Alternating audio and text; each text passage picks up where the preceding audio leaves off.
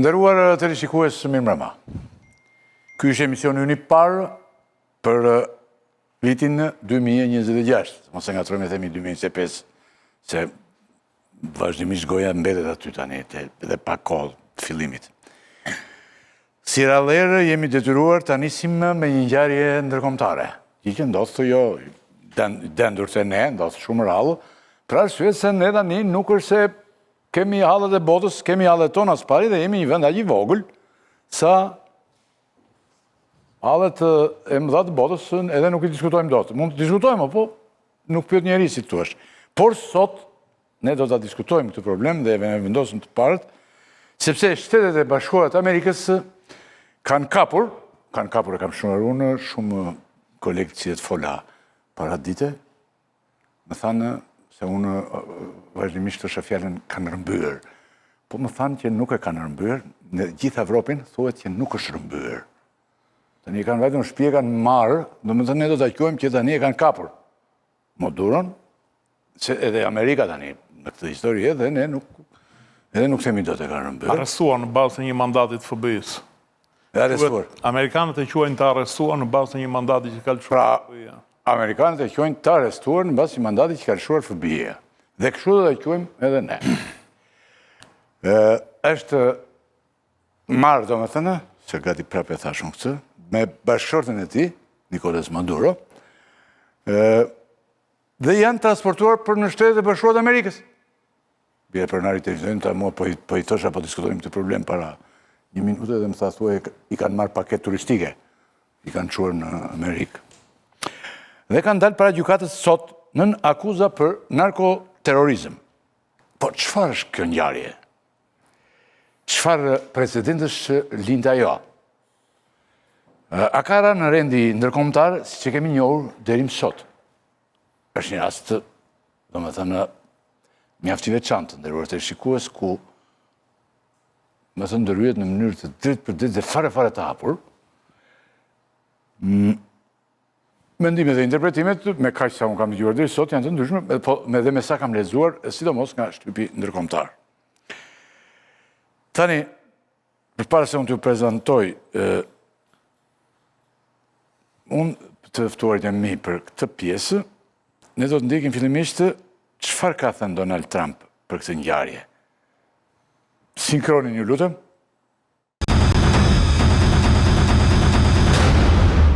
Soy Nicolás Maduro Moro, presidente reelecto de la República de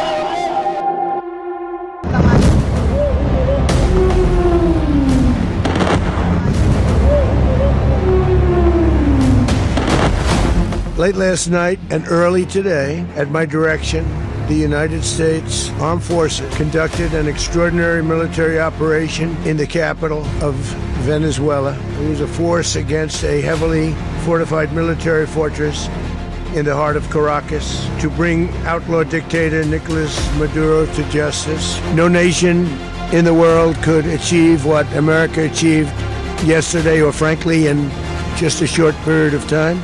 Captured along with his wife, Celia Flores, both of whom now face American justice in the Southern District of New York. It's Jay Clayton for their campaign of deadly narco-terrorism against the United States and its citizens, going to stay until such time as the proper transition can take place. As everyone knows, the oil business in Venezuela has been a bust, a total bust, for a long period of time. They were pumping almost nothing by comparison to what they could have been pumping and what could have taken place. We're going to have our very large United States oil companies, the biggest anywhere in the world, go in, spend billions of dollars, fix the badly broken infrastructure, the oil infrastructure, and start making money for the country.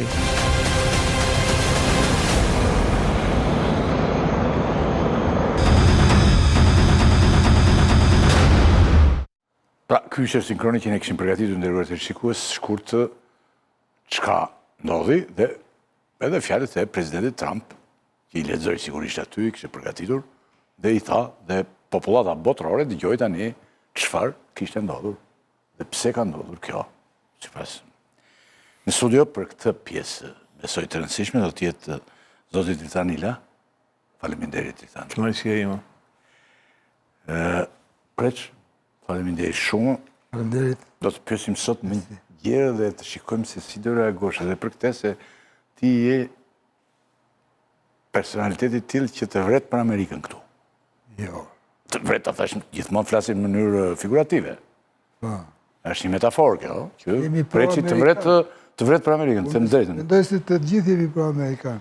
Jo, nuk kemi kundër, po këtu ka një problem se ne me Amerikën mirë, hajde po e pranojmë, po para ca kohësh ishin të gjithë me kinezët.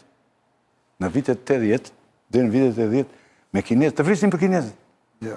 Mua më kujtohet, unë isha shumë i vogël, kur erdhën kinezët që kaluan në vendlinjen tonë, në fshatin tonë, dhe mua më kishin vënë një këtu të Macedonit, një stemë, këtu unë isha një pak vjeç dhe erdhën ata, bënë dhe cirk.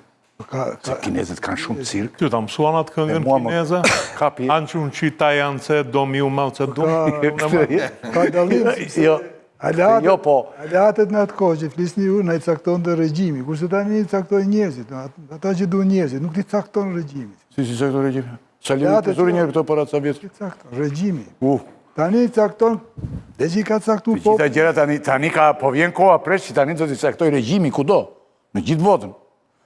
Jo, dakor. Nëse tani kjo është problem shumë i diskutueshëm dhe ne këtë do të diskutojmë pak a shumë. Po ne të shkretët të punë kemi. Dhe mua që ta mbyll atje, ku ishim, më çuan te një kinez, alla ime më kujtohet mua më duket, te një kinez i cili më përqafe fortë dhe unë 4-5 vjeça, sa isha, nuk e mbaj mend.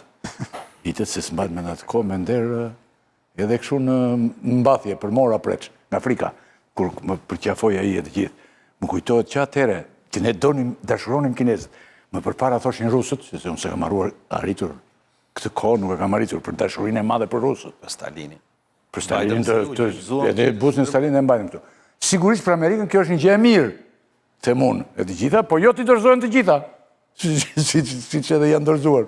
Tani, pra këtë do kemi pjesën e parë, pjesën e dytë, pastaj do kthehemi te hallet tona për Lapajin, si do flas pak, do ndryhesh te sheshi ka dalë tani përsëri. Iku pak orë në spital Lapaj, sepse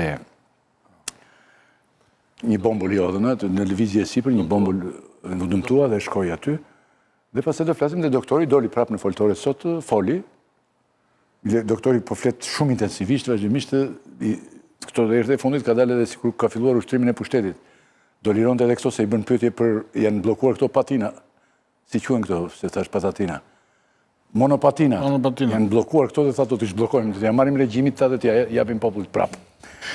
Pra fillojmë tani me, në lidhje direkt do t'jemi me Nikola Kedhin, drejtor ekzekutiv i Institutit Konservator Shqiptar. Mirëmbrëma, ti je jashtë. Faleminderit për ftesën. Je jashtë, gëzuar vitin, gëzuar dhe ju të nderuar kolegë. Gëzuar dhe ju, vitin mbar. Ti tani je në cilin shtet? Në Amerikë jo? Jo, në Shqipëri jam, thjesht nuk jam në Tiranë. Në rregull. Tani,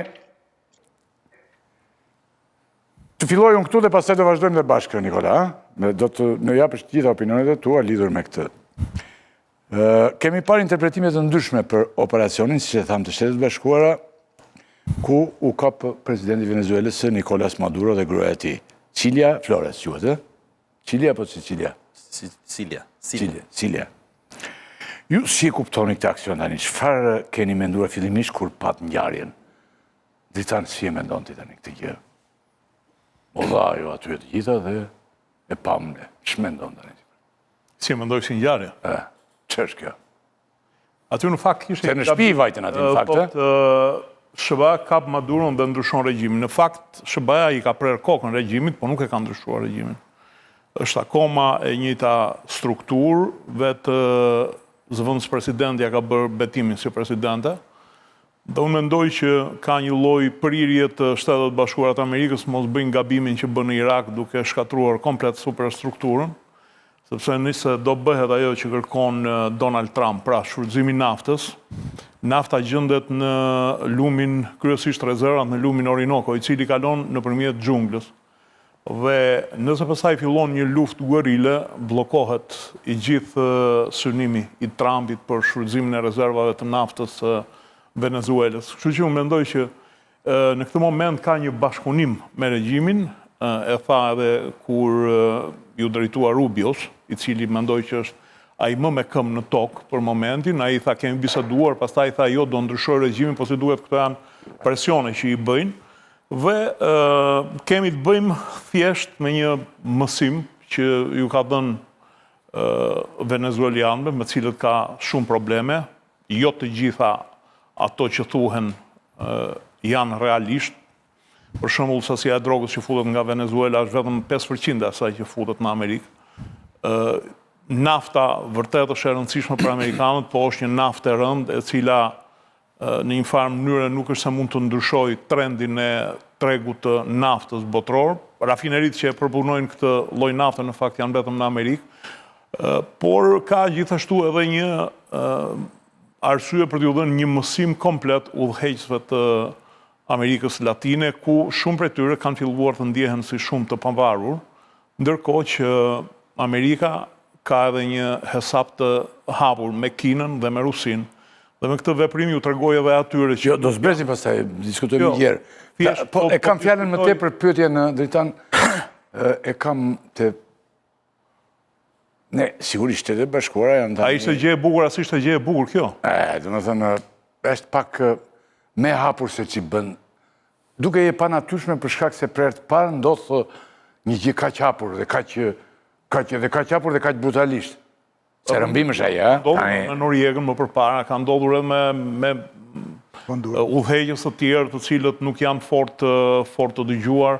Ka një histori të gjatë 40 grush të shteti ose ndërhyrje në Amerikën Latine. 40 ndërhyrje që nga viti 54, kur e bëri për herë të parë në Guatemala. Pra, ka një histori të gjatë ndërhyrjesh në Amerikën Latine, e konsideron oborrin e saj të pasën. Neve na duket brutal sepse është momenti që rrjetet sociale, informacioni është shumë i përhapur, por është një veprim i cili mendoj që në një farë mënyre i ka kursyer shumë mund Amerikës deri në këtë moment. Nuk e dim se si do vazhdoj çfarë opsione ka për të vazhduar më tutje. Pastaj, a është një veprim që është brenda të drejtës ndërkombëtare, kjo ha diskutim të madh sepse kjo drejta ndërkombëtare blen për kombet vegjël. Për shembull, shkelet e drejta ndërkombëtare nëse dikush do vi do na rëmbej Saliun, ose do vi do rëmbej Ramën, ose larg qoftë rëmben Albin Kurtin, çohen serbët për shembull rëmben Albin Kurtin. Kjo është shkelje e drejtës. Po, dikush një regjisor që ka punuar me mua, bisedonim dje. E çohen serbët rëmbejnë Saliun se e kanë armën të madh. Mund të kujtohet po më thoshte Moqi, mund të kujtohet dhe Putini tani dhe rëmben Zelenski. Mos e shoh lojën aq lart, është perandori Rusia, veprojnë me parametra të tjerë këta. Po shkelja e drejtës ndërkombëtare, drejta ndërkombëtare është për shtete të vogla si ne. Pastaj perandorit kanë parametra të tjerë në të drejtën ndërkombëtare, sepse natyrisht nuk mund të veprojë brenda kanoneve Shtetet e Bashkuara të Amerikës për të mbajtur rendin botror. Tashi e mban mend ti këtë Noriegën që tunte shpatën, dilte tunte shpatën te dera e Amerikës. S'të lejon njeri ta bësh atë punë, sidomos me amerikanët. Po. Zoti Zogaj tani ti se si përshtypje... Fuqi absolute për të thënë vetëm fjalë të mira për Amerikën tani në këtë moment unë besoj se kese. Ka drejtie kjo ngjarje. Je qep ti shiko unë. Jo, nuk të jam qep, po. Zhvilloj bisedën, kjo është një mënyrë që zhvilloj të bisedën. Mos është gjë e keqe. Gjë e mirë që je me Amerikën orëse. Me Amerikën është shumica dërmuese të gjithë. Gjë e keqe nuk të gjen njerëz që është sigurisht që është me Kinën apo me. Ne kemi folë 100 herë se më ke përsëritur. Unë kryesisht mbështes veprimin e Amerikës në Shqipëri për drejtësinë. Nuk ka zgjidhje tjetër. Nuk nëse ju gjeni zgjidhje tjetër, kemi folë 100 herë, hajde ta ndajmë. Nuk ka zgjidhje se kthehemi tek. Sa e meritojnë këtë që kanë krijuar këtu, po? Tani jemi tek një ngjarje tjetër, thatë edhe ju në fillim, me drejt që ne jemi një vend i vogël, por i përfshirë, sepse jemi vend aleat me Shtetet Bashkuara të Amerikës, edhe shqiptarët janë të interesuar. Vetëm një saksim se i thua aleat ne si jemi, ne jemi klient të Amerikës. Vëndet e vogla janë gjithmonë, i zgjedh perandoria, këta janë klient, thotë. Shkone falesh ti aty të cakton sa detyra do t'i bësh, sa aleat është gjë e madhe, duhet t'jesh i barabart nga fuqia ushtarake, politike, madhësia. Qa lesh aleat? Aleat a Itali, në thos Armeni herë pasër. Ashtu e mendon. Ne s'jemi do t'as aleat e Italisë që është top. Dakor. Mund t'a thuar si thuash, po jemi vend aleat dhe Amerikanë ne na quajnë aleat, dhe ne quajmë Na bëjnë Amerikën qef, na aleat. bëjnë qef. Na bëjmë qefin ne dhe ne. Ne vazhdimisht që kemi thënë se Na bëjnë Kemi qefi aleat. të kurtoshim erdhën aleatët, Biles, si ati parkuan aleatët, po. Biles shtojnë edhe fjalën strategjik, që është pak përtej se aleat. Aleat strategjike Strategjike kemi ne, jo ata. Edhe ata, e qynë Shqipërinë, e fusin në grupin e vendeve. Pse apo kemi Çelsat e Otrantos neve.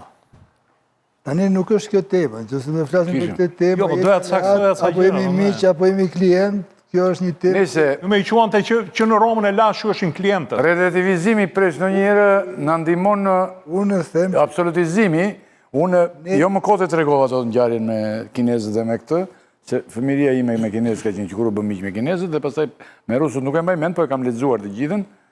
Dhe kjo është tani ne i varemi mbrapa kujdo e kupton dhe jo aleat, po themi dhe ne jemi, SBA është një vend i madh, sigurisht është vend shumë i madh, dhe është e madhe për ne ta kemi aleat, po e kemi, është dhe fati jo. Nuk është se e kanë zgjedhë regjimet, më qenë se u ktheve të kjo.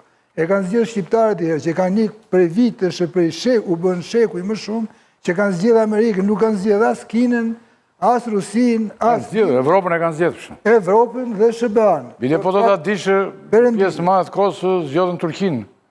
Nga që ne jemi pak otoman akoma. Shqipëria e lirë nuk ka zgjedhur Turqinë. Shqipëria otomane, Shqipëria ka qenë pjesë e shtetit turk, që të zgjidhte, e zgjedhur ishte. Nëse me kjo është histori e gjatë e pa fund, ne jemi vend i vogël, jemi mirënjohës Amerikës për 2-3 gjëra që nuk na i ka bërë kurrë. Për këtë tani. Tani për këtë, për operacionin, nuk jemi shumë kompetent ne për të folë për, por sigurisht duke e parë, do me thënë edhe nga televizioni,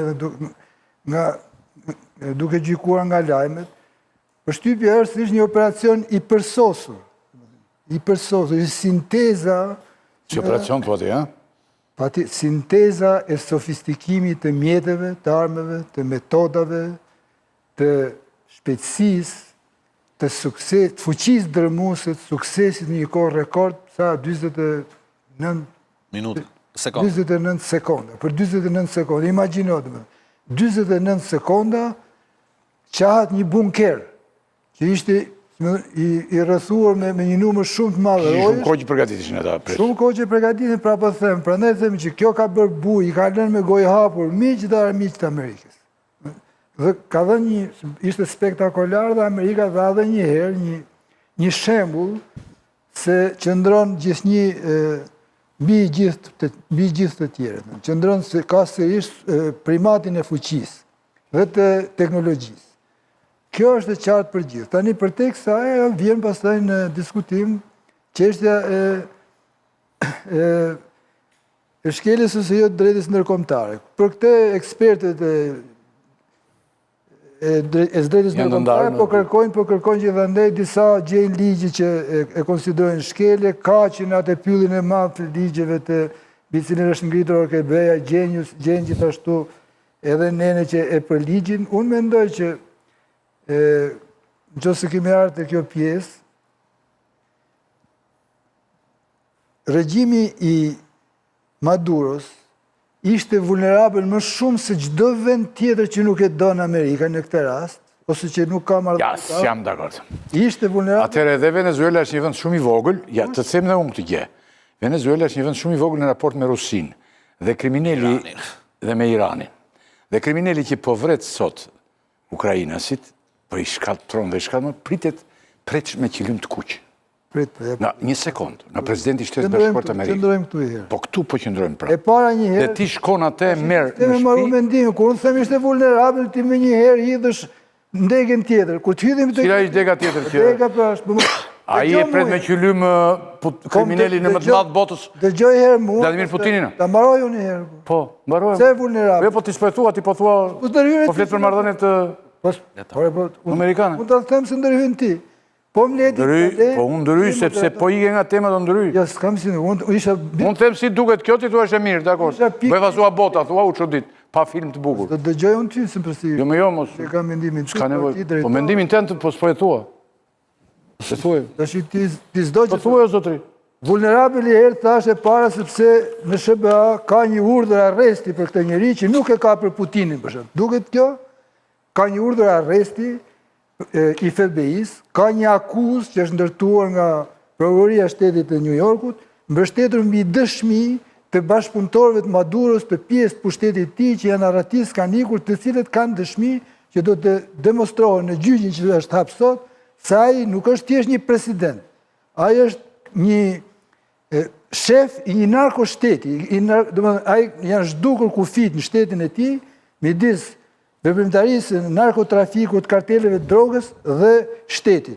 Një pjesë e flotës së Venezuelës është në funksion të këtu janë shkrirë në një. Dhe kjo, për këtë arsye, ka një akuzë, dhe nuk është e para, edhe presidenti Hondurasit ka pas një akuzë dhe është dënuar. 45 vjet u dënua dhe e nxori Trumpi nga burgu. Ai ishte i vërtetuar. Ndërsa për këtë edhe vetë Trumpi tash i thotë që nuk e përmendi më narkoshtet. Narkoshtet se ka përmendur. Nuk pret që e di këtë. Jo, se përmendi drogën. Ka një vit që pikërisht të thotë, që është narkoshtet. Më tepër është shefi i një vetëm 5% dhe më tepër si hub, jo si prodhuesi drogës. E para, kjo është kjo. E dyta, është vulnerabël sepse është një udhëheqës i cili u zgjodh, nuk është zgjedhur me vota, pavarësisht se ka bërë farë zgjedhore. Nuk e ka njoft asnjë vend i perëndimit. Rusia është histori tjetër, historia derisa filloi luftën në Ukrainë, Putinin e ka njohur gjithë perëndimi, edhe e njohin dhe sot e kësaj dite, sepse kurse ky nuk njihej as nga Amerika dhe nga asnjë shtet demokratik i botës, sepse në mënyrë të flagrante dhe dhunshme deformoi vullnetin e zgjedhësve në Venezuelë. Dihet botërisht se zgjedhjet i fitoi rivali i tij, kandidati i opozitës, jo vetëm në bazë të shumë treguesve të vëzhguesve ndërkombëtar, por edhe të sondazheve paraprake dhe të zgjedhjeve rreth deri në 70%. Ky deformoi rezultatin zgjedhor, pastaj shtypi me dhunë, apo jo, apo dhe këtu e kam gabim, lëvizjet popullore opozitare që u ngritën për të kontestuar pushtetin e tij të dhunshëm. Edhe kjo është një pjesë që e bën vulnerabël atë në kuptimin që njerëzit matën 2 herë kur marrën me gjyku këtë operacion, sepse nuk ka njeri në botë sot që qanë ose vajton ose derë lot për Maduron me përjashtim të njerëzit që janë ngjashëm me të. Në këtë kuptim po them unë që pra sigurisht edhe vendet demokratike të Evropës janë shprehur me rezervë dhe bile kundër lëvizjes e ke pyetje prapa. Ja të vazhdoj. E kam pyetje veçantë, se është interesante edhe kjo sjellja e Evropës. Një pjesë, mirë. Ne nuk e diskutojmë fare që Shtetet e Bashkuara të Amerikës janë superfuqi. Ne nuk e diskutojmë fare që ndoshta operacionet ushtarake që bën Shtetet e Bashkuara janë aq perfekt sa që ja ka lënë bukurisë edhe filmeve të Hollywoodit. Për nga performanca dhe për nga ekzekutimi. Çështja nuk është as tek personaliteti i Maduros. Sigurisht që ai është një njeri që ka vjedhur zgjedhjet në 2024. Në 2019 ka vrarë 20.000 vetë, dhe grupet drejta të njeriut thanë që janë krime kundër njerëzimit. Por, nga korriku, deri tani, Shtetet e Bashkuara të Amerikës kanë ndryshuar qasjen ndaj Venezuelës, dhe ky është thelbi i debatit. Ka ndodhur edhe kohën e Chavezit. Kohën e Chavezit në vitin 2002, Chavez i akuzoi Shtetet e Bashkuara të Amerikës që mbështetën kryeushtetin. Në 2007 ndërpreu marrëdhëniet dhe dëboi gjitha kompanitë amerikane nga Venezuela. Domethënë marrëdhëniet kanë qenë tensionuara. Pse po ndodh me Chavezin? Dhe është vërtet çështja e një diktatori ose një njeriu narkoshteti. E përmendi pak zoti Hila, qëndrojmë tek pjesa si ndodhi dhe çfarë raporti duhet të ketë fuqia me drejtën, se po të shkojë historia që Shtetet e Bashkuara të Amerikës janë fuqi, nuk janë vetëm fuqi. Mund ta bëjë nesër Kina me Tajvanin këtë. Mund të marrë liderin e Tajvanit ta marrë zvar. Mund ta bëjë Putini me Zelenskit. Mund ta bëjnë shtete të tjera. Çështja është ajo që ka bërë diferencën, mendoj unë, Shtetet e Bashkuara të Amerikës si superfuqi. Po edhe perëndimit ishte raporti që kishte fuqia me të drejtën. Kjo ishte historia.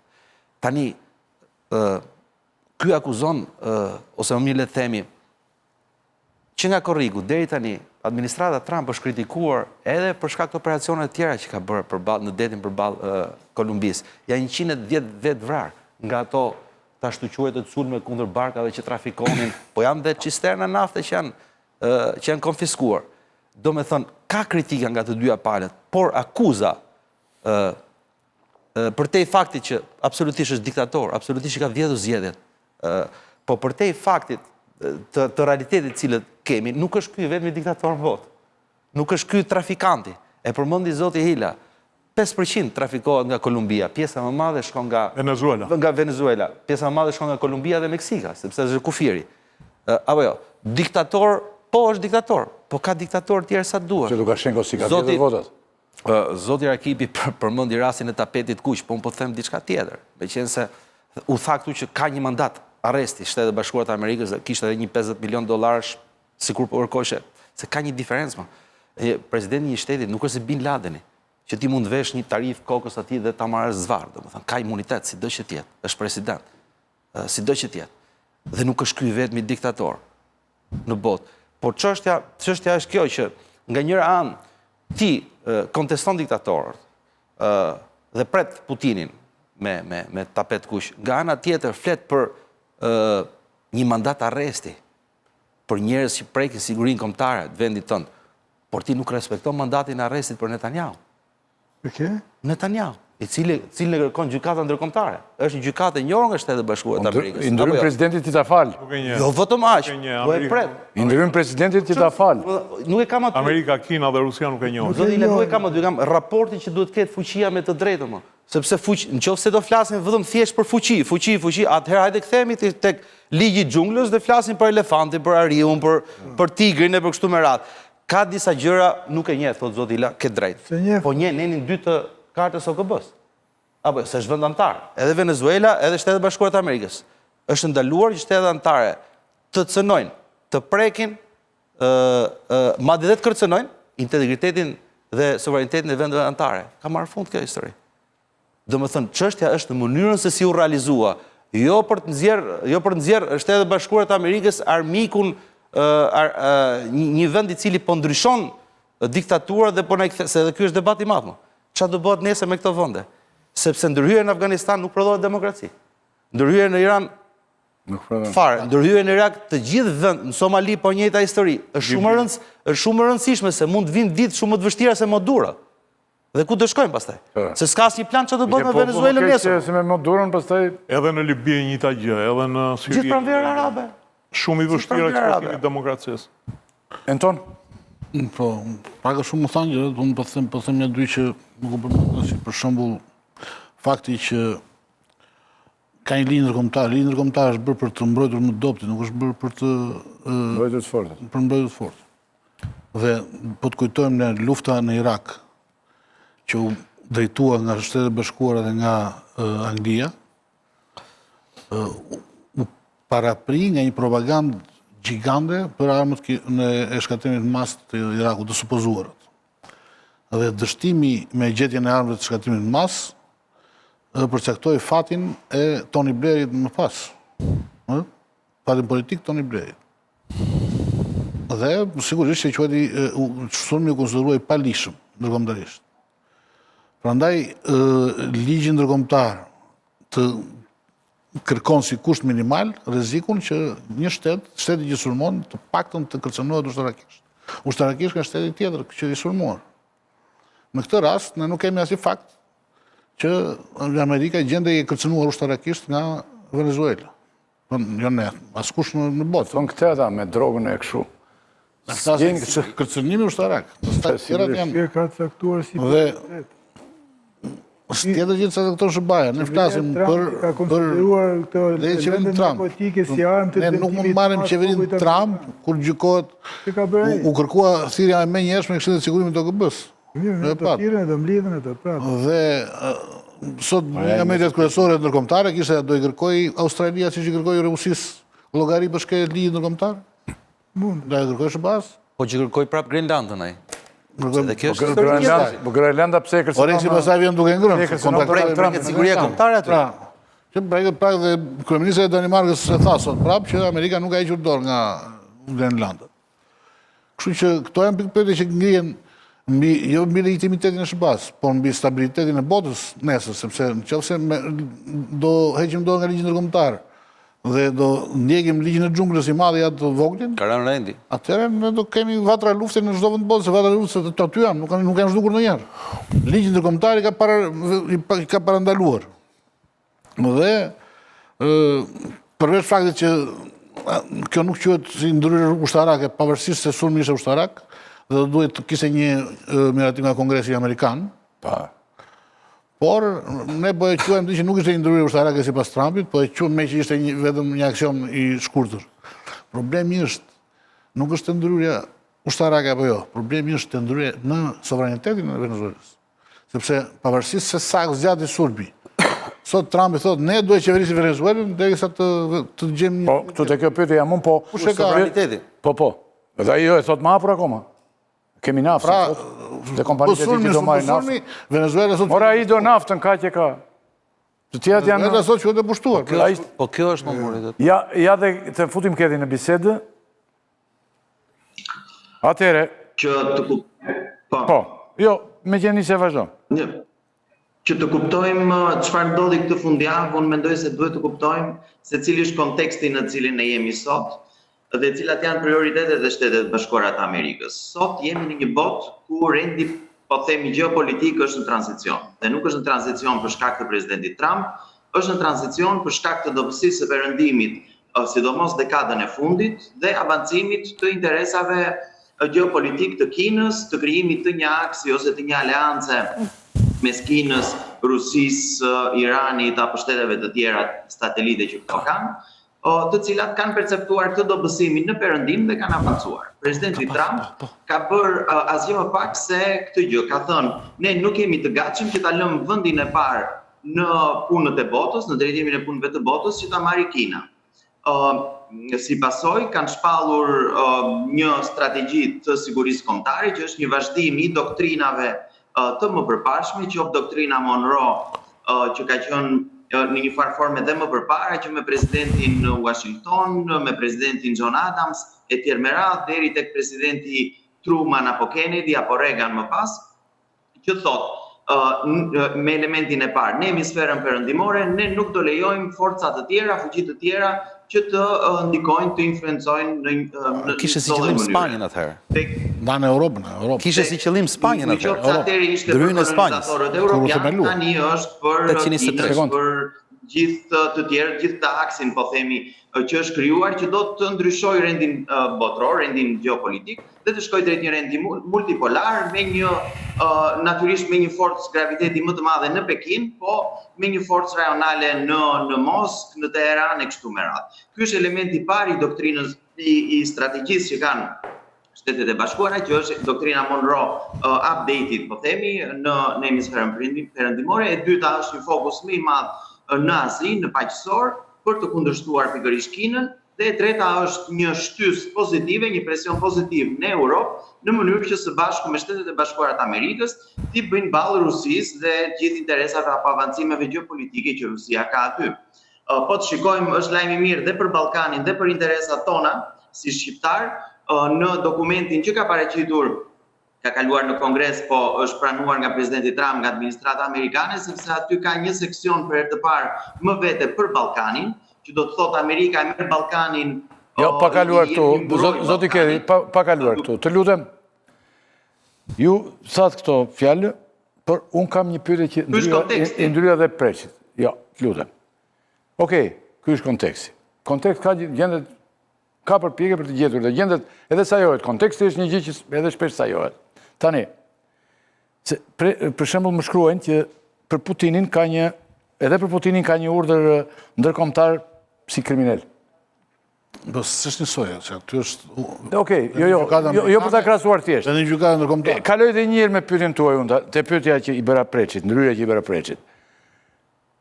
Vladimir Putini, që është sot problemi më i rëndësishëm i botës, duke qenë fuqi e madhe, gati superfuqi ka qenë Rusia, është problemi i jashtëzakonshëm sot në raportin me Ukrainën. Dhe ai pritet bëhet krejt e kundërta me këtë dhe pritet me qylym të kuq nga presidenti Trump. Pra është një double standard i pakuptueshëm. Ktu është të se kuptoj. Nuk mendoj se është një double standard. Për Nicolas Maduro në Venezuelë ka një urdhër arresti nga gjykatat nga autoritetet, nga institucionet amerikane, të cilat administrata amerikane i respekton. Nuk është asnjë vendim i presidentit Trump, por madje ka që në kohën e presidentit Biden kjo gjë. Ai shpërblimi prej $50 milion ka që në kohën e Bidenit. Pra është një gjë bipartizane. Dhe Nicolas Maduro nuk është president legjitim i një shteti, i asnjë shteti. Nicolas Maduro është drejtuesi i një karteli droge, i kartelit Los Soles. Nuk e njeh askush Nicolas Maduron si president të Venezuelës, as Shtetet e Bashkuara të Amerikës, as Kanadaja, as vendet e Bashkimit Evropian dhe asnjë vend i botës së lirë, sepse është vërtetuar nga me këtë atëherë themi që Kosovën, jo një sekond vetëm, që nuk e njeh një pjesë jo e vogël e botës, mund të vijë nesër Vučići dhe ta marr peng. Venezuelën e njohin si shtet. Venezuela është më lart. Qeverin nuk njohin. Venezuelën e njohin më lart, mos është antar OKB-s. Venezuela është më lart se është antar OKB-s. Thotë Ishte një mandat aresti për liderin e një karteli droge. Se mos na vi ky dhe mo, ky Vučići dhe na merr Po Kina kryeministrin. një ditë para se të ndodhte ky rrëmbimi, ishte delegacioni kinez aty në Venezuelë. Në Venezuela. Kinezët përveç Atëherë është kjo luftë. nuk bën asgjë tjetër. Atëherë ne si gazetar të hym direkt te thelbi i problemit. E thua ti i pari dhe pastaj kaloj te studio unë. Presidenti i superfiqisë botërore u shfaq në konferencë typi që e pritëm ne me ankth të madhpreç, që çfarë do thotë, se tha do dalë në konferencë. Dhe tha se pas kapjes Maduros Venezuelën do të drejtojë Shtetet e Bashkuara të Amerikës deri në tranzicion. Tash premisht kështu. Në tranzicion e pushtetit dhe po kështu do të merret me punët e naftës dhe shitje të naftës. Do merret Amerika tani. Në punët e naftës Venezuelës. Nuk me investimet. Dhe me investimet aty. Po tani presidenti Trump i tha këto. Nuk i kam të nuk. Po pra, po nuk është tamam kështu sepse sot Venezuela nuk e fshe motivin e ndryshimit të regjimit. Ose ndoshta më mirë Trumpi ose këta caj amerikanët e parë më përpara që tregonin pralla për demokracinë dhe bamp. Them një gjë. Edhe bëni të njëjtën gjë. Ndoshta më mirë Trumpi që do troç. Ja ta thot ai dhe tani kalojmë me njëherë. Unë mendoj se është ta reduktosh problemin, po të merremi demokracia, nafta e tjerë me radhë. Do më thënë ti thua reduktohet problemi, nuk e ka te nafta Trumpi thua ti. Jo pra. Se Trumpi ka filluar për të, edhe për metalet e çmuara të Ukrainës, edhe këtu te ne, është dhëndri që mund të vi në Beograd ju të rojtë në gjithë botën, te paraja digitale, nuk po lë gjepa berë për këtë punë. Do më thënë, ta heqim këtë diskutim thua ti fare. Jo, ja do ua shpjegoj. Po shpjegoje po. Unë thash është ta reduktosh gjithë çështjen po të merremi vetëm me naftën. Natyrisht që ka një interes të Shtetet e Bashkuara të Amerikës për të ulur varësinë e mineraleve, e naftës, e gjithë burimeve të energjisë nga Kina. Dhe kjo patjetër është për të dëmtuar Kinën dhe për të penguar avancimin e Kinës dhe për të ulur varësinë nga Kina. Nga ana tjetër, ndërhyrja në Venezuelë është në radhë të parë për arsyet e sigurisë dhe për rikthimin e kësaj doktrine që tashmë është bërë e famshme, ku thuhet në hemisferën perëndimore ne nuk do tolerojmë asnjë influencë të vendeve të tjera, as Hezbollahun, as Kinën, as Rusinë dhe as kënd tjetër. Janë Shtetet e Bashkuara të Amerikës që duan influencën e vetme në hemisferën perëndimore. Është e drejtë, është e gabuar, e diskutojmë këtë gjë, po nuk besoj se neve na ju gjë në xhep të Shqipërisë është e drejtë ose jo. Ky është fakti. Jo, ai le të mos e diskutojmë, ne do të diskutojmë këtë. Ne nuk e lëm pa diskutuar se thelbësisht ne do ta diskutojmë se ky është problemi qendror. Trumpi ndoshta prerë të hapur, jo me ata rolin e demokracisë që jemi mësuar nga Shtetet e Bashkuara të Amerikës, ndoshta prerë të parë fare, Trumpi si tregtar i madh, tregtar i Zoti, e thot hapur më. Dhe ndoshta është më mirë kështu. Po, ja t'ua them për çfarë thot. Në Venezuelë kishte kompani amerikane të cilat kishin bërë investime, ishte Exxon, ishte ConocoPhillips në mos gaboj, të cilat kishin bërë investime të konsiderueshme, që u konfiskuan nga regjimi komunist i Venezuelës, nga Hugo Chavez dhe më pas nga Nicolas Maduro. I ka humbur Venezuela këto, se qeveria komuniste e Venezuelës i ka humbur dhe në arbitrazh, dhe nuk i paguan këto kompani private të cilat merreshin me naftën atje, që ishin kompani amerikane. Unë nuk e pash askënd të shqetësuar për shkeljen e, nuk e di, konventave ndërkombëtare, ligjeve ndërkombëtare e tjerë, kur konfiskoheshin asetet e kompanive private në Venezuelë. As kur vidheshin votat në zgjedhjet e fundit në Venezuelë që u faktua. Presidenti Trump thot pikërisht këtë. Ne do rikthejmë, do rimarrim këto asete tona të cilat janë aty me naftën. Është kaq e thjeshtë ky elementi i naftës. Okej. Po ta reduktosh, unë e kisha në këtë kuptim. Janë arsyet e sigurisë që të shuan në këtë, sepse për të njëjtën gjë që thot për Venezuelën, thot për Kolumbinë, thot për Meksikën. Jo, ne nuk e reduktojmë, po këtu është problemi, këtu është thelbi. Për shembull, Lukashenkon, këta duhet Donald Trumpi dhe përpara Donald Trumpit, presidentit përpara duhet ta kishin marrë rrëmbyer më përpara, sepse ka vjedhur votat historikisht. Në vendet të tjera në mënyrë sistematike vjedhen votat. Bërej doktrinë me 33 pika ku i lejoj vendeve të lindjes të qëndrojnë në statu quo-n e diktaturave. Putini nuk vjedh vota se i rëmben të gjitha, i ka të gjitha pronë e Unë tjetër. nuk fola për demokraci, unë fola për sigurinë dhe interesat e Shteteve të Bashkuara të Amerikës. Siguri, Ato dakord. duan influencën e vetme në hemisferën perëndimore, kjo është arsyeja pse sot flasin për Venezuelën, për Kolumbinë, për Meksikën, sepse të njëjtën gjë që po i thon sot Kolumbisë dhe Meksikës, ishte ajo që i thanë Venezuelës 6 muaj përpara. Lufta ndaj krimit transnacional, influencat e huaja aty me radhë. Shiko, e kemi se... Pra në thelb është çështje Zoti Kerri, sigurie. ka një, është duket pak qesharak problemi, diku është, se tani thonë që ka patur urdhër arresti, nga FBI e gjithë. Po pse Trump i thoshte largohu nga aty dhe, po të largohej s'kishte urdhër arresti. Ka vazhdimisht tani, kote e fundit i thotë largohu. Më shkruajnë, po më shkruajnë tani. Negocim. Po, patjetër. Pra i thosh, Në mënyrë që mos po e të negocim. detyrohesh futeshin me Do me thënë ajo e njëjta gjë është pastaj. Dhe 24 Ose ik ti sistemin e, ose, Pranoj kushtet Maduro 24 orë përpara, më. Po. I pranoj gjitha kushtet. Maduro u zgjedh për të bërë Nese, ta kaloj te kolegët tu. Qiko. Preç po, jemi te ky moment preç, për naftën. Për deklaratën që tha, bile ai befasoi dhe ministrat e vetë, që është e vërtetë. Dhe pastaj e tërhoqë, nuk është se ka fol pas, që ne do ta qeverisim ne Venezuela, jemi ne në Venezuela, përkundrazi, ata pak a shumë kanë pranuar këtë presidentin ad interim, që është zëvendës presidenti. E ka shpallë gjykata kushtetuese e Venezuelës dhe pak a shumë edhe pavarësisht se e konsiderojnë dhe atë një zëvendës presidentit pa lishme për shkak se ka qenë në karrocën e Maduro, si me thënë, por e pranojnë si një presidentit e një tranzicioni. Por të mendohet ta? Të mendohet ta? Mirë, Do me thënë të na jap naftën, po s'na dha naftën, ikën për lesh dhe ajo. Në këtë periudhë 90 ditore, Venezuelën do ta qeverisë. Po, Amerika.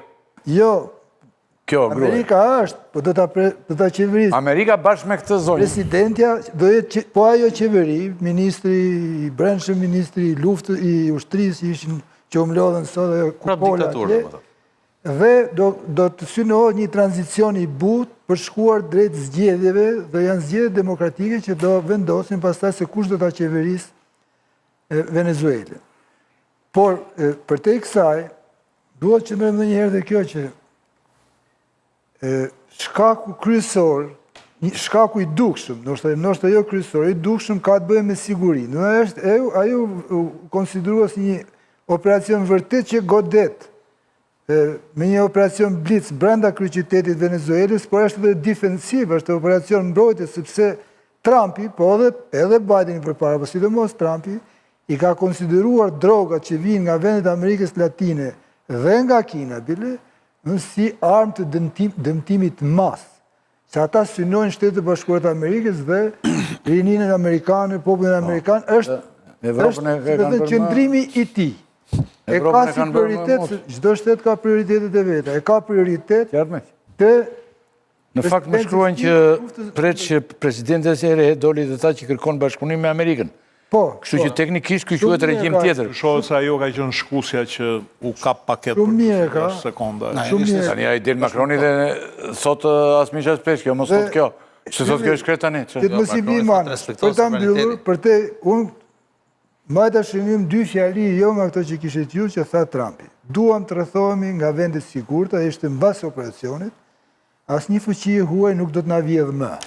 Kto janë dy fjalit që qarta thënë ekspozojnë natyrën geostrategjike të këtij operacioni. Pra ne përmendëm zgjedhjet, drogën, etj, mandatin e arrestit. Gjitha këto, si më thënë, janë argumente që e fuqizojnë, si më thënë, operacionin, po thellë, është ajo që tha dhe djaloshi që foli këtu, Trumpi ka ardhur me këtë projekt, që ta ankorojë, si më thënë, politikën e tij, qëndrimin e tij, tek pararësit e vetë, që nga doktrina Monroe, që i konsideron shtetet e vendet e Amerikës Latine, konsideron si oborri i shtëpisë amerikane.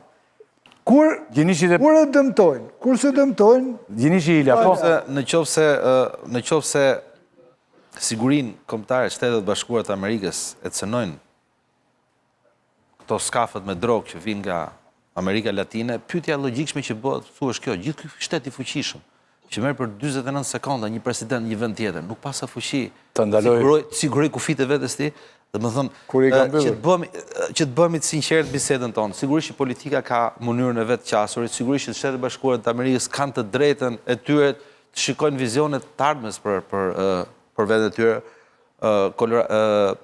Doktrina Trump në dhjetor të vitit kaluar ishte shumë e qartë. Hemisfera perëndimore do menaxhohet nga ne. Nga ana tjetër ka bërë ligje që ka autorizuar edhe ushtrinë që ndërhyjë për mbrojtje të interesat ekonomike të Shtetet Bashkuara të Amerikës, sidomos burjeve njerëzore të tjerë. Çështja është shumë e thjeshtë, zoti Rakipi. Ne jemi kthyer motamom me atë që thonte Kissinger në vitet 70. Kush kontrollon naftën, kontrollon politikën e shteteve. Dhe e vërteta është kjo dhe vetëm kjo, të paktën kryesorja. Pastaj ka aksesorë të tjerë ndihmës që përshtaten se plotësojnë panoramën patjetër. Venezuela është prodhuesi më i madh i naftës në botë. Po kjo nuk është problemi më i madh, se Shtetet Bashkuara kanë vetë naftë, por 80% të naftës Venezuelës e merr Kina. Dhe mbi këtë, ajo që s'duhet na iki, Venezuela ka tregtuar naftën jo me dollar, ka nxjerr dollarin jashtë loja. Ky është problemi më i madh. Qartë. Dakor? Të tjerat pastaj janë histori, hajde flasim. Po kjo pra që tha dhe sa po pra. Ato janë vende avantposte, janë pyka, janë plasdarme, bilet fuqive jo mike me SBA. Qa do jetë indiferente SBA-ja për ato pastaj? Po, sigurisht, po pyetja që bëjmë ne, pyetja që bëhet tu është kjo. SBA-ja ka qenë pjedestali i demokracisë, i drejtave të njeriut, i ligjit ndërkombëtar, i konventeve ndërkombëtare. Dhe çështja është kjo. Për shkak të interesave tuaja që ke me rivalët tuaj politik, me Kinën, a do i hedhësh njerë gjitha këto vlerat? Kjo është historia, sepse pyetja dytë që vjen pastaj është kjo. Çfarë dallon ty nga Kina, nga Rusia dhe nga Irani? Sepse e një lloj. E dallon sepse Rusia, Putini ka nis një luftë. Vetëm nga kjo dallon. Putini është një paralele shumë e gabuar që po hedhim këtu disa nga ne këtu në diskutim. Putini ka dashur bile me kap Zelenski, me 300 kilometra tanke, a i sulmoj Kievin pikspari dhe me komando... Dhe faktorën ndërkombëtare pezulluan. Mos mendoni që saj se tentoj... Jo, patjetër. Për ta vrarë. Për ta vrarë. Nuk e lejoj perëndimi. I tha stop. Zelenski nuk preket. Nuk e lejoj vetas Ukrainë. Një lloj siç ndodhi me Rugovën. Miloševići masakroi gjithë Kosovën, i tha perëndimi me Rugovën s'ke punë, zë ta prekësh. Nuk e lejoj struktura shtetit i herë pikspari, sepse në ato ditë Ukraina ishte vetëm, por ishte shtet, Zelenski ishte i zgjedhur me vota, kishte një parahistori, sulmi i punit, po du të them vetëm këtë, që Putini mos mendos se Putini nuk e tentoj këtë gjë. Më keq. Thash, patjetër. Pastaj vazhdoi luftën, janë vrarë me qindra mijëra njerëz. Po e frenuam Putini fatisht, perëndimi e frenoi. Paralelia nuk shkon kërkund. A bie dakord që perëndimi e frenoi Putinin, mos arrestonte dhe mos e eliminonte Zelenskin? A jemi dakord në këtë pikë? Paralelia është... Atëherë, perëndimi po bën njëjtën gjë tani sot vetë. Paralelia nuk është... Respektin ndaj këtij emisioni, po e vëm duke. Nuk është për këtë shkak paralelia. Paralelia është që nuk është e mundur që një diktator, qoftë ky dhe kriminal, ti të shkosh ta arrestosh në shtëpi dhe diktatorin tjetër më të madh, që po i kit probleme shumë të mëdha botës, e pret me qylim të kuq. Këtë paralele të bëra unë, të paktën unë. Ai ka pas një plan Trumpi që kërkon ta përfshi Rusi në negociatë. Ka pas një Trump që po tallet Putini me Amerikën dhe me botën. Ai mund tallet, unë jam dakord. Bile ai po tallet këto lloj negociatash për të parë Putini me një Rusi të varfër, tani në kushtet që po flasim, po tallet me gjithë botën. Ora shiko, unë e kam... Për shkak pozicionit të... Kemi fol. Ato dhe me mënyrën se si është qasur Putinit, i ka bërë dëm Ukrajinës. Më mund të them, mund të flasim gjëre gjatë. Por kjo është Nga temë tjetër. skema dhe bursës. Dalim- Ila, për një Fare ndryrje ka shkurtër dashur më sa thotë, përfshi- ja një sekondë, Dhe kur do ta keni ndryrje përfshi- shkurtër dhe Ila.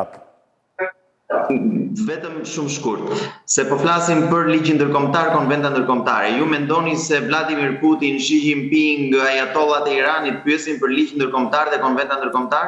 Kuptojnë vetëm një gjuhë dhe ne duhet ta kemi të qartë këtë në marrëdhënie ndërkombëtare. Kuptojnë gjuhën e forcës. Vladimir Putin sulmoi Ukrainën kur pa një dobësi në perëndim, kur pas se si u larguan Shtetet e Bashkuara në Joe Bidenin nga Afganistani. Kina është në prag të sulmoj Tajvanin pikërisht sepse ka parë gjithë të kohë një dobësi në perëndim. Po të dy, ne po themi, nuk po themi këtë, ne po themi që të dy këta diktatorë, njeri më shumë kriminal se tjetri Putini, ai po I pret me qyllym të kuq. Këtë po themi ne, nuk po themi këtë këtu ati, se s'po I tregohet forcë fare. Nuk po I tregohet forcë Putini. Po bën marrëveshje, po bie dakord. Po bën përpjekje për marrëveshje dhe s'ka marrëveshje. Bën përpjekje për marrëveshje në Gaza dhe s'ka marrëveshje. Çështja është që neve si shqiptar na intereson që Putini, Xi Jinpingu dhe gjithë këta të dobësohen. Ne na intereson një rend botror me Amerikën në krye dhe jo me Kinën në krye. Kjo që ndodhi në Venezuelë. Po ata nuk është diskutimi se vend dikush, nuk e vën askush në pikpyetje këtë pjesë më. Pse që po thua ti jemi dakord më zotëri, po ndodhe kundërta. Po them ai po I bie. Do me thënë, me çfarë ne po themi një gjë shumë thjesht zoti Kedi. Që po zënsohet ligji ndërkombëtar dhe me çfarë?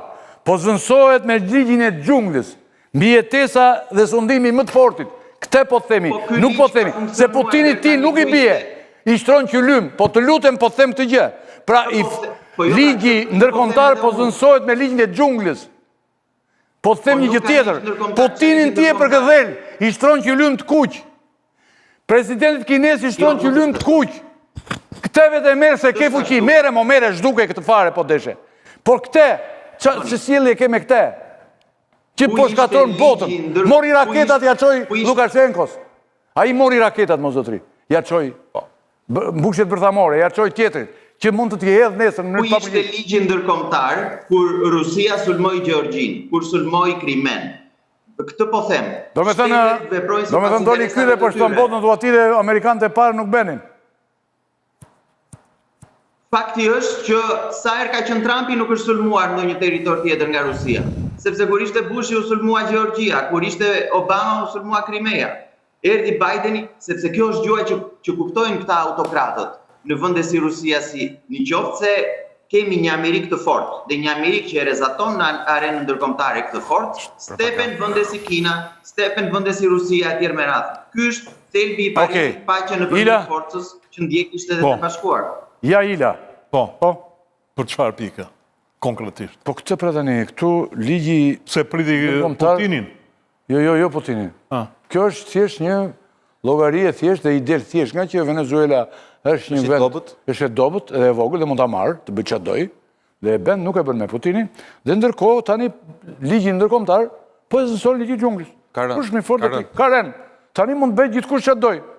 Në rajonin tonë që është rajon I vogël, kush më I fuqishëm tani? Serbia. Bëhet tigër. Serbia. Okej. Precedenti u lind këtë. Ja të flas Ila.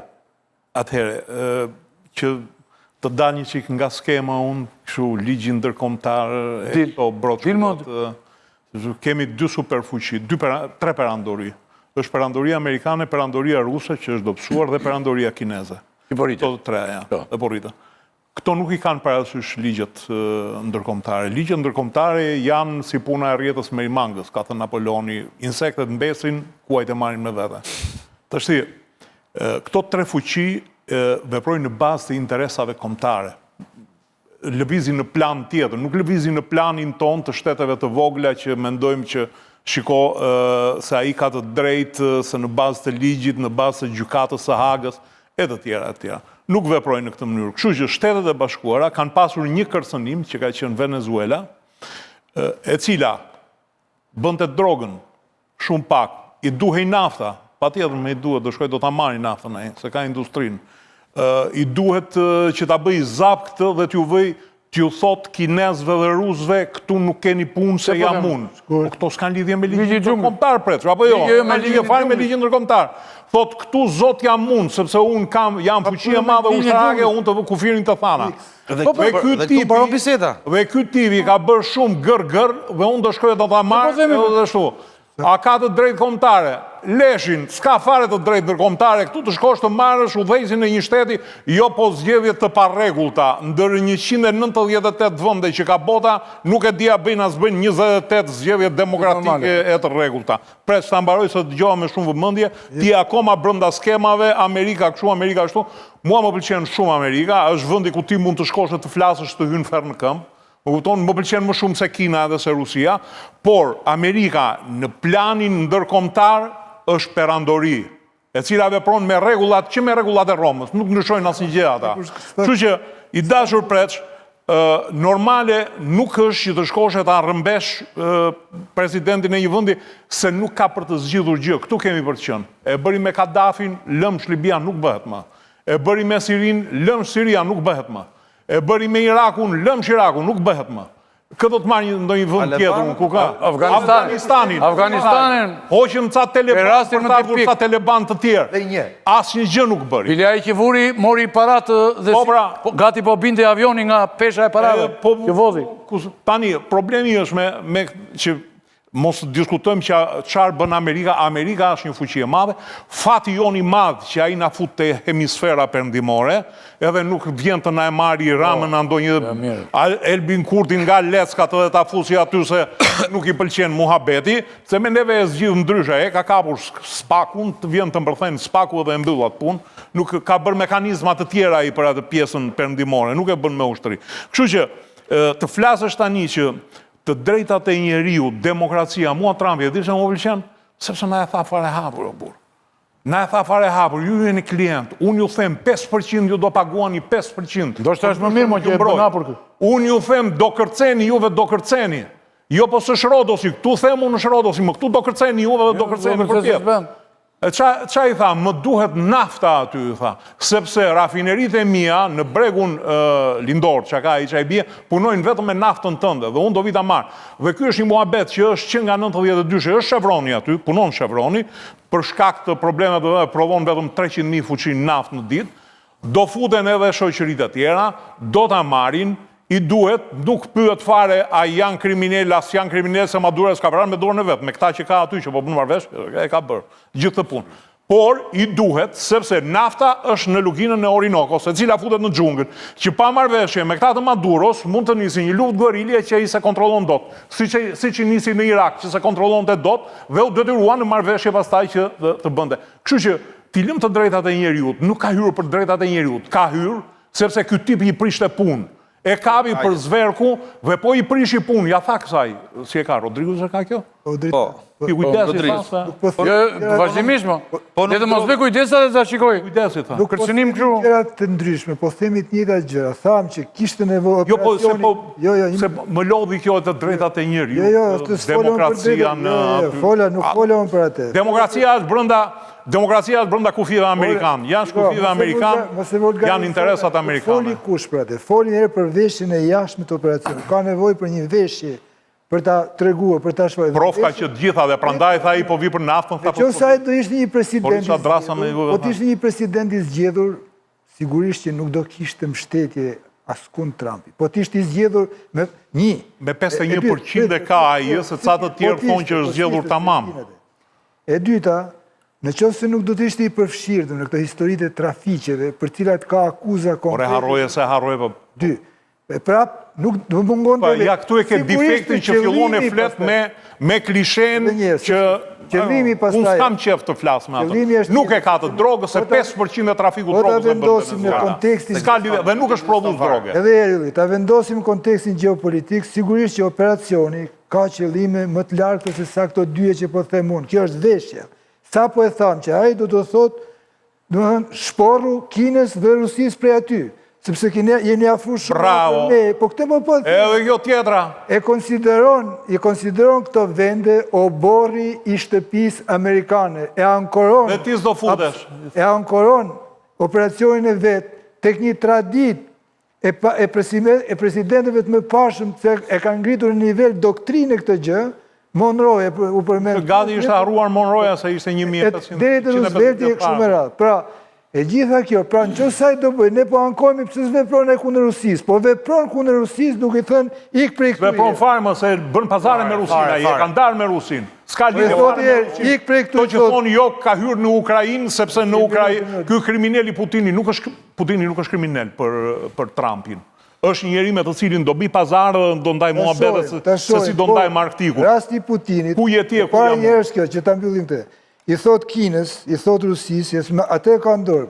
Këtu ku keni ardhur ju, jeni plasdar, jeni pyk. Po, eksakt. eksakt. Tu ikni prej këtu. Si që tha Putini, mos mu fut në Ukrainë se jam unë. Edhe Putini këtë i ka thënë, po Putinit bila e s'do ndërhyri në Ukrainë, po Putini ka hyrë me marrë me luftë, ajo është luftë. Nuk ka krahasuar një operacion 40 Një operacion humanitar si Irakut, për shembull që bëri 1 milion irakian, ose humanitar i Afganistanit, që i bëri lëmsharabi, apo këtë në një operacion tjetër. 29 sekonda operacion, ku thuhet që janë vrarë 30 vjetësh. Ai shitur nga brenda e Gjatë prej 4 vjetësh, që ka kaluar tani dhe luftën. Këto ti lëm se do t'i bëj film Hollywoodi këto, 29 sekonda, ai shitur nga brenda.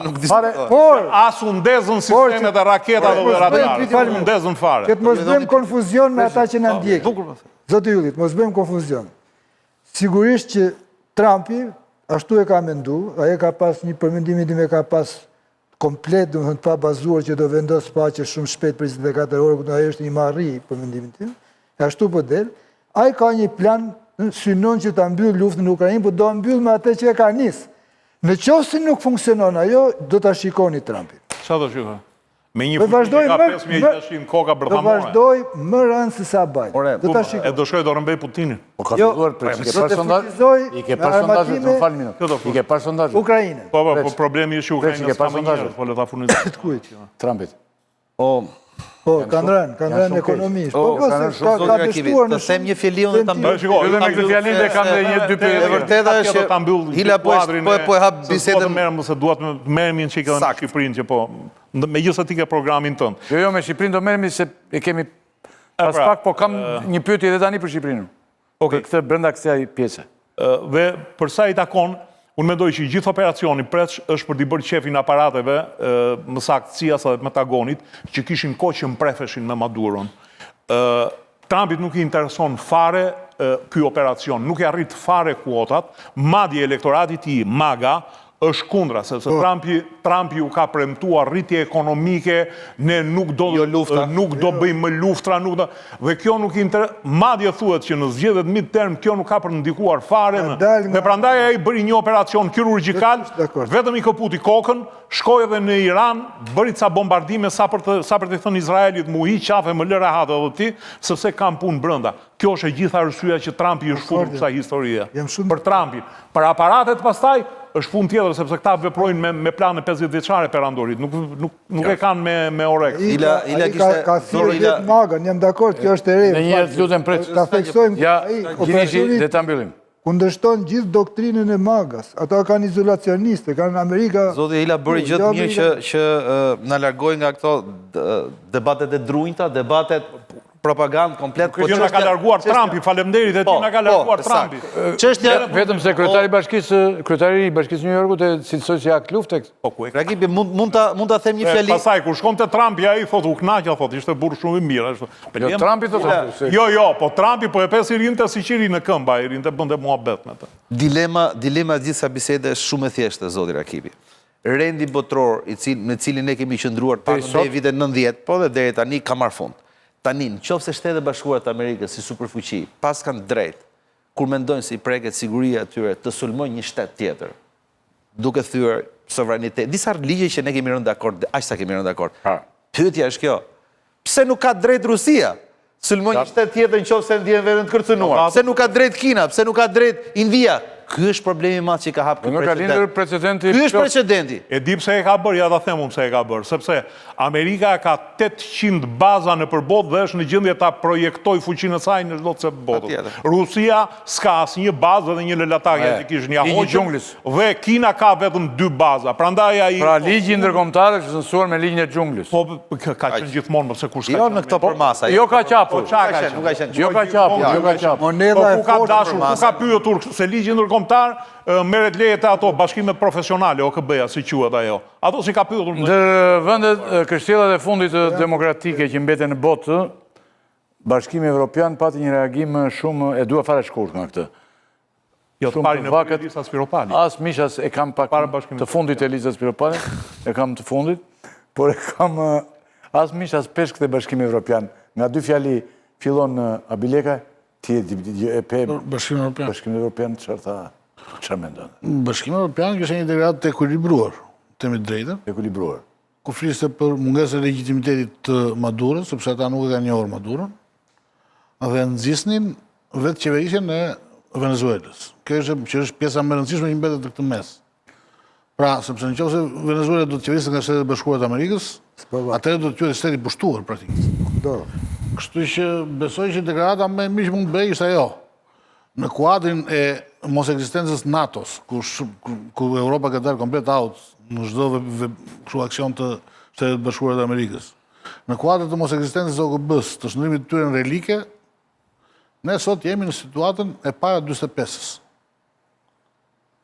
Sepse po të llogarisim që është bërë në 45-ën OKB-ja, ne sot jemi në situatën e para 45-s. Para ekzistencës së OKB-s. Organizatës Kombeve të Bashkuara. Para dhe ne e kemi parasysh Pra, do të jesh në situatën Rendi botror preç është ideja.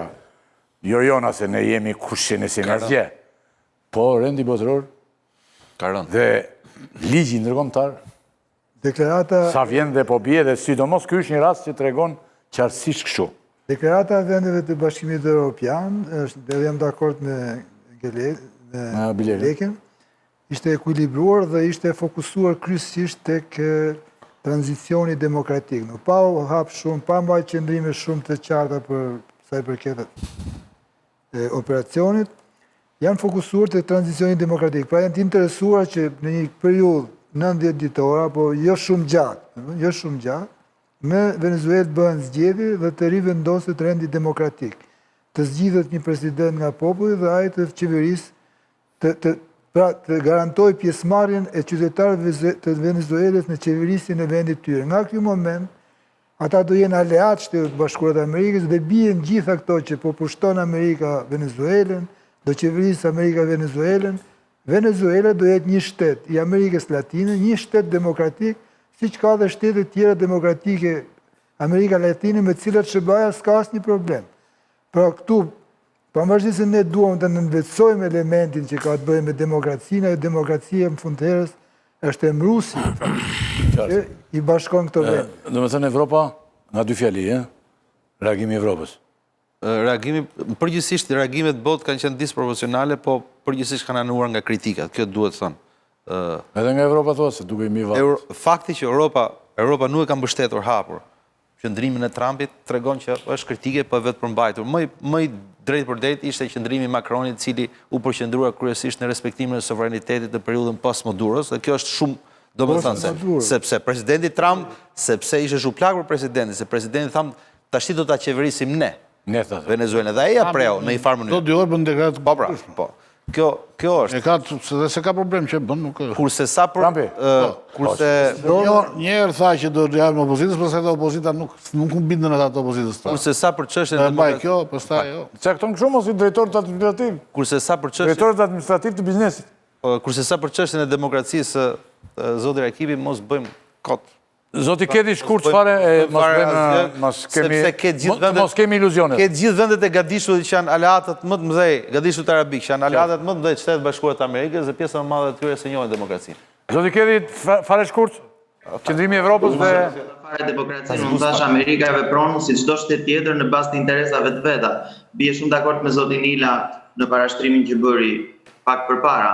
Për sa i përket Europës, Bashkimit Evropian, çfarë të thuash, është si ai spektatori në stadium që herë vërtet, herë shan, herë gëzohet, po nuk ka asnjë rol në ndeshjet që luhen. Për fat të keq, domethënë, duhet ta them këtë gjë që është për fat të keq kjo situatë, por është e veçkaktuar. Europa i ka bërë shumë dëm vetes së vet me politikat ekonomike që kanë ndjekur, me politikat sociale, kulturore e tjerë, dhe fatkeqësisht sot nuk është në tryezën e bisedimeve. Unë e kam thënë edhe një herë tjetër që amerikanët kanë një shprehje, nëse nuk je ulur në tryezë, atëherë ti je menuja. Dhe të shpresojmë që Europa mos përfundojë menuja.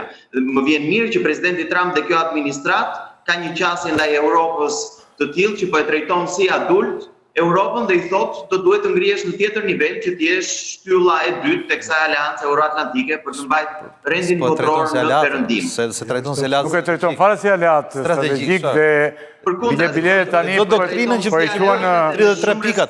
Po e quhen pjesë armike, nuk jemi as një sekond prekshëm te kjo pjesë. Jemi duke fol për rastin konkret se Evropa ka qëllime të tjera, është fuqi e madhe e Evropës. Evropa është fuqi e madhe demokratike. Po jo, po Trumpi s'do, po kjo nuk zvoglon këtu. Mund të filloj krizën me Evropën, por ajo është temë tjetër. Ta fuqi është duket sa peshka në marrëdhënie ndërkombëtare dhe në ngjarjet që ndodhin. Europa është spektatore. Ka shumë peshë. Megjithatë është shumë që të ringrihet. Ato tani po e mbajnë Ukrainë. Unë mendoj që presin shumë drejt. Sistemi i demokracisë që Europa prodhoi. Atëre. Apo jo zoti Preç? Një gjë do të them, në përgjithësi në politikën ndërkombëtare vlen a je barngrënës a mishëngrënës. A qëllon dot as qëllon dot. Europa është barngrënëse.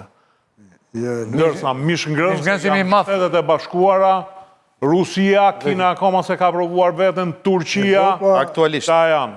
Europa është Atëre, kemi edhe është e fuqishme, por është e matur. Europa?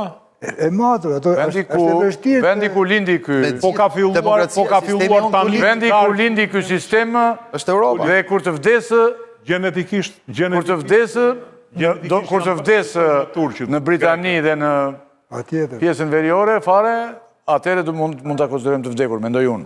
Tani edhe Shqipëria mbajti qendrim. Ja le ta ndjekim. Sinkron të lutem.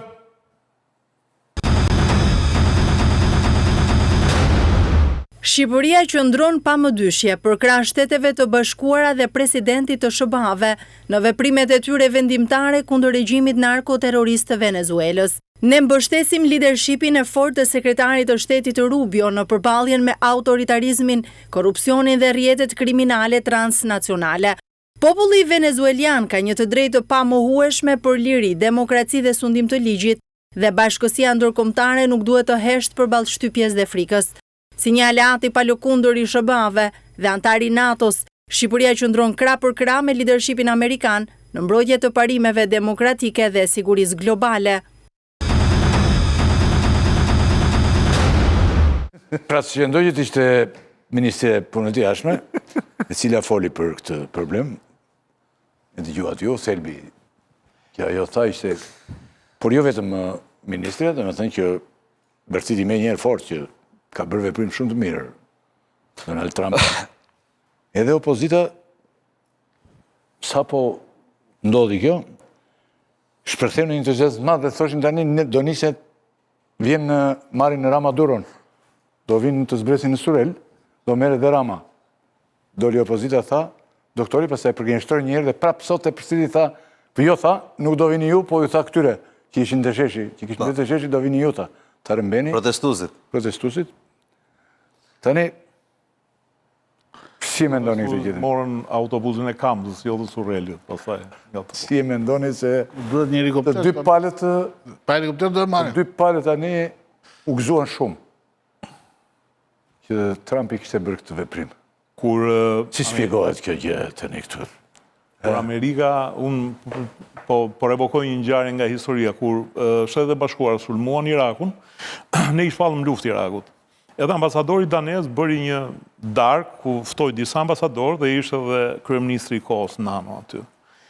Edhe i thot ambasadori danez, i thot, zote kryeministër, i thot, a e keni parasysh, i thot, që jeni duke i shpallur luftë një vendi, që nipat e tyre nesër dhe nipat tuaj nuk do dinë si të përgjigjet për çfarë arsye ja keni shpallur luftën këtij vendit. Edhe Nanoja i thot, Populli shqiptari, thot, është plotësisht i vetëdijshëm në dashurinë e tij për Shtetet e Bashkuara dhe as ja ka haberin që i ka shpallur luftë Irakut. Kjo është edhe kjo puna e kësaj që neve jemi me Amerikën, së rëmbeu Maduron e asë. Të dy pare, thëshë. Edhe pse ata ka shpallur dhe doktorin. Non grata, edhe të tjere që s'kalen, ha? Ne gjithmonë me Amerikën. Si me ndonë? Ka një proverb bukur afrikan që thonë, edhe kur bëjnë dashuri, edhe kur zihen elefantët, ai që vuan është bari. Bari a thotë. Tani problemi është që Se edhe shkelet edhe... do të ketë dikush që ti thotë kësaj zonjës. Ne kemi tjetër që kur zihen atlarët shelma ti han gomarë. Do të ketë dikush zgjuar aty brenda që ti thotë zonjës, ne nuk jemi nga elefantët. Po. Dhe trego modeste, nuk mund t'i bësh thirrje botës të mbështesin Shtetet e Bashkuara ti, një vend super i korruptuar, që e ke mbuluar nga krimi, që i vjen zgjedhjet ke 3 herë rresht. Kjo mua mu duk sikur ishe kështu një moment, shqyqy që na erdhi rasti i themi diçka, jemi me ty zoti Trump, bëj ç'a dush me botë, apo do na lënë në pushtet se ne jemi si Maduro. Dy palet. Unë Ne do vej në surel tua ti këta, jo. Shqipëria nuk mund të... Do vi Trumpi në surel tua, po? E them pastaj. Si e këto? Është ta marri. Shqipëria nuk mund të jetë pa qëndrim, se ne po bëjmë një emision këtu po mbajmë qëndrime, kush mendon dikush që s'do të ketë qëndrim, qeveria dhe shteti shqiptar, në Shqipëria do ketë qëndrim. Bile Shqipërisë, për mendimin tim, në këtë rast, jo dini qëndrimi që ka mund, dhe qeverisë, se kemi forë këtë shpet. Bëri mirë, thotë.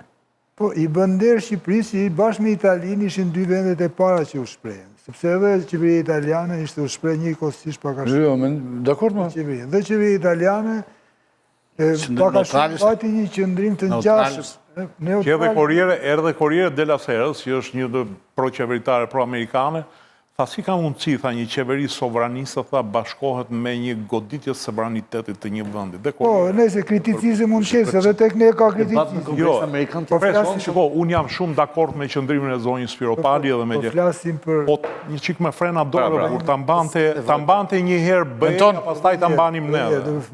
Dy fjalit kegjen dhe dy qedhi dhe... Tjetë militante në marrëdhënie me SBA-n, është normale tani se jo vetëm për shkak të vulnerabilitetit qeverisë. Për shkak se ne jemi një vend i vogël dhe në këtë botë tani ku për çdo gjë po bëhet xhungël, ne na duhet patjetër që të kemi mik një nga elefantët që përmendi. Kështu që këtë qëndrim, po duhet pas pak me fjalët kujdes, se këtu është parimet demokratike në këtë rast, për shembull nuk hyn fare Xhekundi. Nuk ka asnjë parim demokratik që shpjegon atë që ndodhi. Të thuash sigurim dakord, po parimet demokratike ç'pun kanë. Kjo të regon se sa vlerësime kanë këta për parimet demokratike. Natyrisht që ka një... Se shefi zonjës parë një 8 vjetës i thonë të Trumpit është fatkeqësi e madhe për botën dhe për Amerikën. Njeriu ndryshon më Ka nevojë. Njeriu ndryshon më. Ka nevojë për linjë politika jashtme, nuk ka nevojë për gjuhë të lidhet me situatën, në Marrëdhënie. Parimet Një rast për t'i bërë qefin më shumë se sa duhet. Po, militantizëm total. Një vend i vogël dhe servit kemi ne dhe s'mund të jetojmë ndryshe, dakord.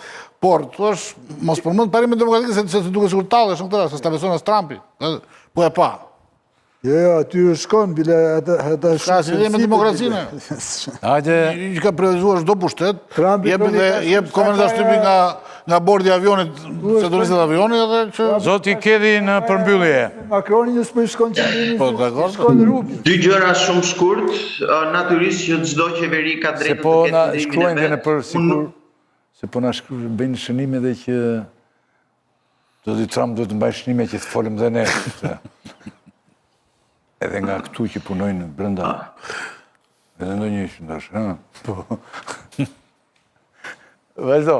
Çdo qeveri është në të drejtën e vet të mbajë qëndrimin e vet, po mirë do ishte të dinim ku është kryeministri shqiptar që as është prononcuar as e ka parë njëri prej disa ditësh dhe mirë do ishte që qeveria shqiptare të dëgjonte sugjerimet edhe të ngarkuarës me punë në ambasadën amerikane për të luftuar kartelet e drogës këtu, krimin transnacional, korrupsionin e tjerë me radhë, të cilat e ngarkuara me punë në çdo takim me zyrtar të kësaj qeverie i thotë, madje edhe me përfaqësues nga Ministria e Arsimit dhe Shëndetësisë arriti të gjente një mënyrë për të përfshirë kartelet në deklaratën e saj, aq problem është dhe mua më duket se ne jemi aty ku ishte Venezuela para 6 muajsh, për sa i përket këtij presioni pozitiv sërish për ne shqiptarët që po vjen nga kjo administratë amerikane për të luftuar kartelet e drogës.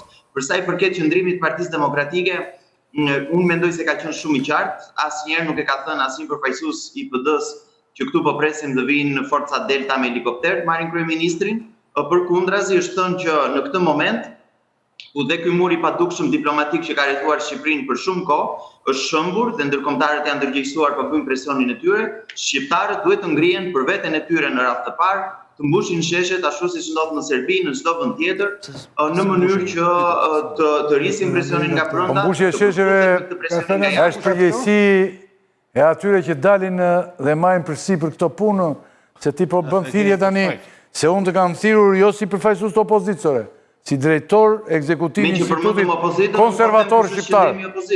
Shiko, probleme që... Qëndrimi i opozitës ka qenë gjithmonë, do jenë shqiptarët që do ta largojnë. Qëndrimi i opozitës është që të mbledh njerëz. Në qeveri teknike dhe të rrëzoj qeverinë.